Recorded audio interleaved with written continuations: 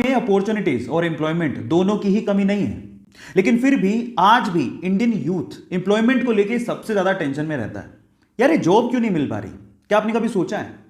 जो companies India में Indian youth को रिक्रूट करती हैं उसका इसके बारे में क्या ख्याल है पता है? वो ये कहती हैं कि इंडिया में यूथ की कमी नहीं है, लेकिन स्किलफुल, स्मार्ट, एम्प्लॉयबल यूथ की बहुत कमी है। और जो यूथ स्किलफुल है और स्मार्ट है उसके लिए जॉब की कोई कमी नहीं है। अब इसको थोड़ा मैं स्टोरी के थ्रू समझाने की कोशिश करता हूं, ध्यान से समझिएगा, जिससे आपको ज्यादा समझ में आएगा। एक बार दो दोस्त थे, एक का नाम था सतीश, दूसरे का नाम था महेश। दोनों ने स्कूलिंग, कॉलेज सब साथ में पूरा किया। मजे की बात यह थी कि उनकी सेम ही कंपनी में जॉब लग गई। दोनों ने बहुत हार्डवर्क किया पूरे साल भर। साल भर बाद उनका प्रमोशन होना था। तो जिस दिन प्रमोशन था उस दिन बॉस आए। उन्होंने सतीश को प्रमोशन लेटर देते हुए कहा कि सतीश तुम्हारा प्रमोशन होता है। तब महेश ने पूछा कि सर मेरा? तो बॉस ने कहा कि महेश आई एम सॉरी, तुम्हें प्रमोशन नहीं मिल पाएगा, इस साल तो कम से कम नहीं मिल पाएगा, वर्क हार्ड। तो ऐसा करके बॉस अपने कैबिन में चले गए।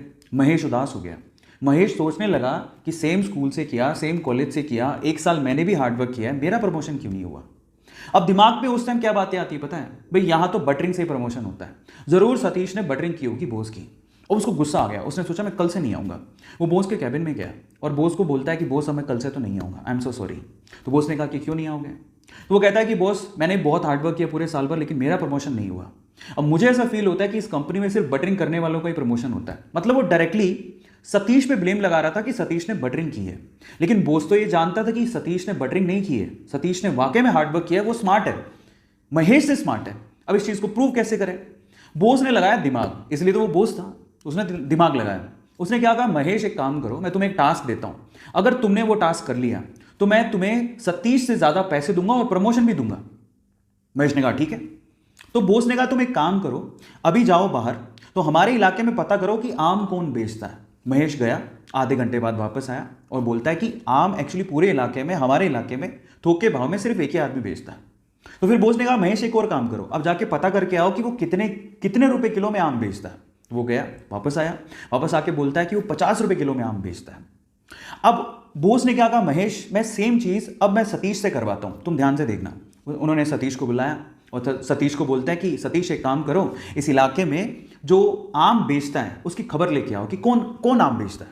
सतीश गया मार्केट में और वापस आया आधे घंटे बाद, और सतीश ने जो कहा महेश उसको देखता रह गया। सतीश ने कहा बॉस यहां पे आम सिर्फ एक ही आदमी बेचता है और वो 50 रुपए किलो बेचता है, लेकिन उसके पास टोटल 60 से 70 किलो आम है और वो एक साथ अगर हम खरीद ले वो 40 रुपए किलो में दे देगा। और अगर हमने 40 रुपए किलो में वो 60 से 70 किलो आम बेच दिए और हमने अगर 50 रुपए किलो में से सेल किया तो हमें बहुत प्रॉफिट होगा। और आगे आने वाले समय में हम लोग आम में भी अपना हाथ आजमा सकते हैं, आम के बिजनेस में भी। अब आप समझिए कि सतीश और महेश में क्या फर्क था। आप समझ पा रहे हैं कि स्मार्टनेस और स्किल का क्या मतलब होता है। आज का यूथ क्या है ना, सिर्फ इस फिलॉसफी में, ज्यादातर यूथ इसी फिलॉसफी में जीता है कि इतने में इतना ही मिलेगा। जब आप ये सोचते हो कि इतने में इतना ही मिलेगा तो प्रमोशन की आस आपने रखी क्यों है?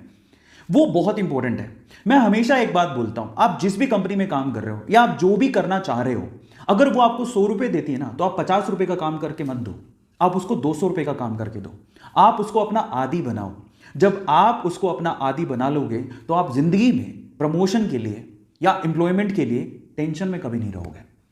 तो अब आपको समझ में आया होगा कि एक्चुअल में क्या मीनिंग है, क्यों लोग एम्प्लॉयमेंट को लेके इतना टेंशन में रहते हैं। सो गाइस, मेरी तरफ से मैंने समझाने की कोशिश करी है। ऐसी अमेजिंग स्टोरीज के लिए यूट्यूब पे हमारे चैनल को सब्सक्राइब कर लीजिए, और अगर आप इंस्टाग्राम पे देख रहे हैं तो मुझे फॉलो करना मत भूलिएगा, और इस स्टोरी को लोगों के साथ शेयर जरूर करिएगा ताकि वो समझें